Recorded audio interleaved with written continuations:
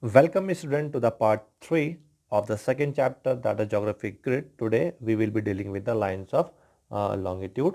Student, if you have not gone through the previous video of lines of latitude, you just go to the playlist and first complete that one, right? So let's get started. So what is a longitude? Longitude, before longitude, let me once again revise you the latitude. What was latitude? Latitude, it was the angular distance of a place north and south of the equator, right? Because equator was the latitude. And today we are talking about the longitude. So today, what will be the definition of the longitude? Longitude is the angular distance of a place east and west of the prime meridian, right? It is the angular distance of a place towards the east or the west of the prime meridian. Okay students, right? So prime meridian, it is a line of longitude whose angular distance, if we take it, it is 0 degree, right? And it passes through the Greenwich near the London. Okay, and in total there are 360 lines at 1 degree interval each, right? They are also called as the meridians of longitude. What is meridians? Meridians, student, it is derived from the word that is meridionum, which means noon, right? What does it mean? It means that the sun, when it crosses a particular meridian at noon, so all the places on a particular meridian, they will be experiencing noon at the very same time. Okay. So all the meridians of longitude, they converge at the poles, as and when they move towards the pole, they converge, right? And the maximum divergence, if we want to see, it is at the equator, right students? So this is very important. And if we talk about the great circle, so the two diametrically opposite lines that make the full circle, they are known as a great circle, right? And as I had told you that the longitude, they converges at the poles and they diverges at the equator. The maximum divergence is at the equator. So the distance between the two lines of longitude is maximum at the equator, and it is about 111 kilometer, right? And this distance, it decreases as and when one moves towards the poles, right? Okay, now we will see about the longitude and the time. Okay, so longitude and the time. So student, the lines of longitude, as stated, they are also known as the meridians. What does that mean? It means that if at particular meridian it's 12 noon, it is experiencing 12 noons, then all the places at that particular meridians, they will be experiencing 12 o'clock, right? Okay, is that clear? Right. So as we know that the earth rotates from west to east, right?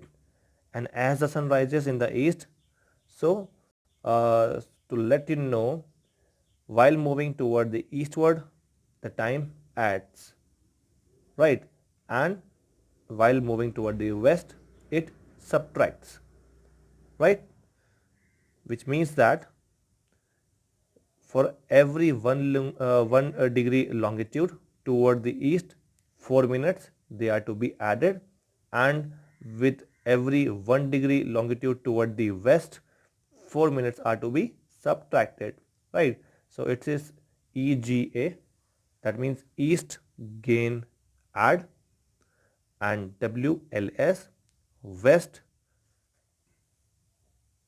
less subtract, right? West, in that direction the time loses, so west lose subtract. Okay, and how much? It is by 4 minutes. Okay students, so now if we talk about the eastern and the western hemisphere, the prime meridian along with the 180 degree longitude, it divides the earth into the two hemisphere. What are those? Eastern and the western hemisphere. And this division into eastern and western hemisphere, it is a good practically for all purposes.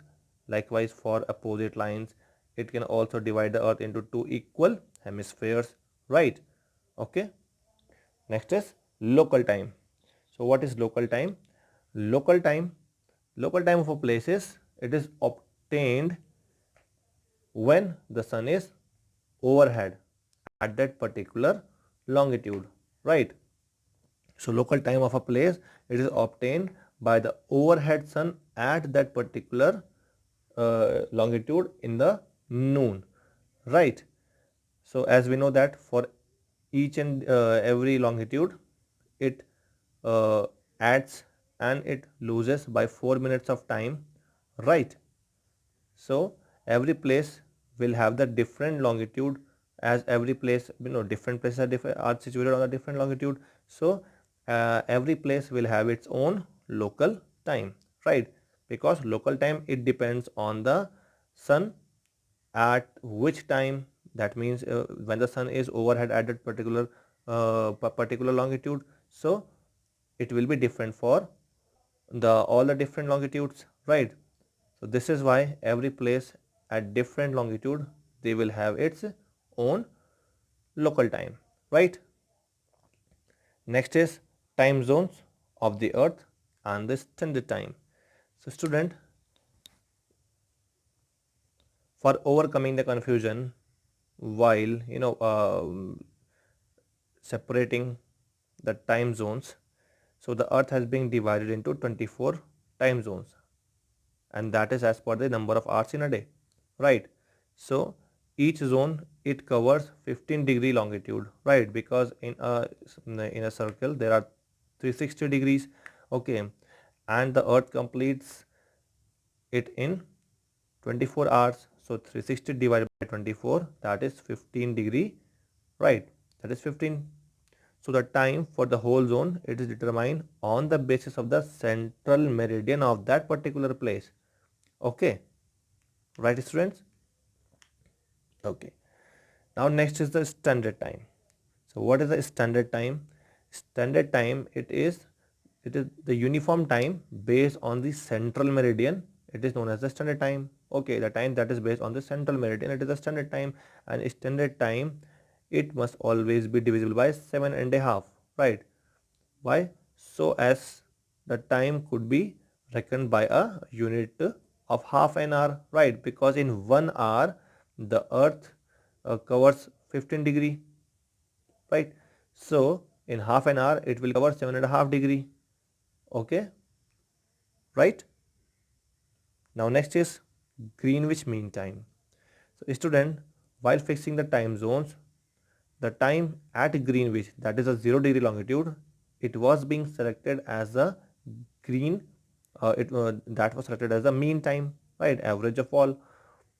So it means that if it is 12 o'clock at the Greenwich, that means uh, at 0 degree, then at 15-degree east longitude, the time will be 1 p.m., right? Why? Because from 0 to 15, it will be 1 hour.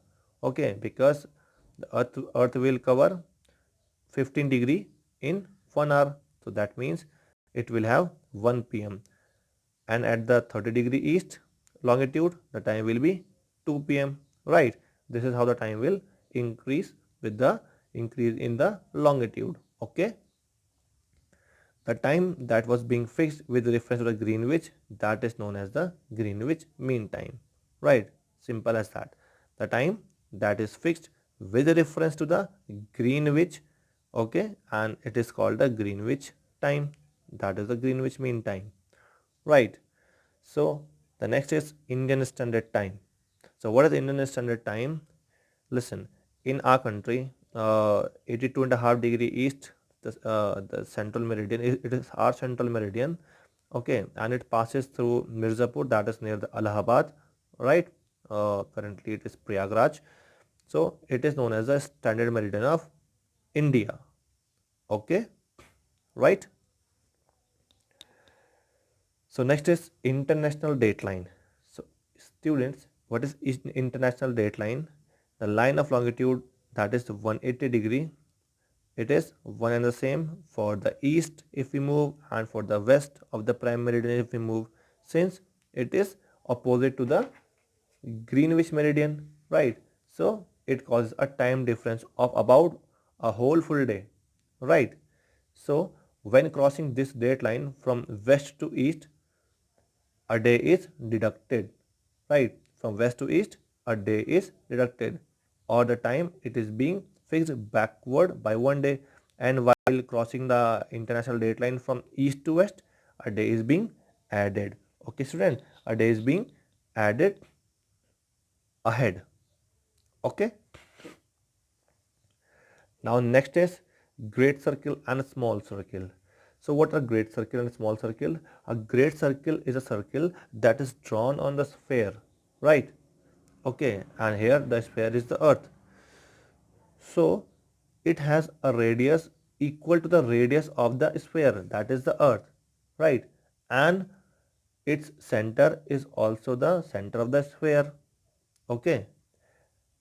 So if we talk about the earth, the equator, it is the only latitude that is the great circle. Okay. And all the longitudes, they are the part of the great circles.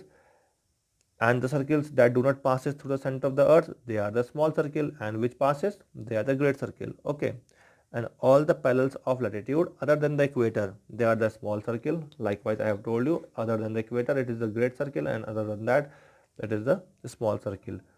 Right, students? Okay. So what are the characteristics of the great circle? A great circle, it was, as you know that it passes through the center of the earth, so it divides the earth into two equal parts. Okay. And all the circles of that type, they must pass through the center. Okay. And it touch the center, right? And if we talk about the uses of the great circles, so it is very, very useful for the navigators, right, to use a great circle so that they can find the shortest distance between the any 2 points on the surface of the earth, so that they can go easily. So in that they could follow the great circle route. And what is that? What is the great circle route? Great circle route, it is the shortest distance between the two places on the earth. Okay. And that lies on the arc of the great circle, right? So for two distinct point, it is the shortest distance that can be traveled. And the great circle routes, they're very, very important for places that are on the opposite side of the globe. Okay. So most of the globes, they show the great circle routes, right? So between the two distant ports, okay, if we talk about the Atlantic, Pacific and the Indian Ocean, the great circle routes are being followed, right? And the great circle, they are also used by the meteorologist forward for determining the climatic and the weather condition in a particular region. Alright, students, so this is how the lines of longitude comes to an end, and you can go through this again. And just remember, before going through this chapter, this particular video, you have to go through the previous videos also. So till then, be safe, be inside, and keep learning.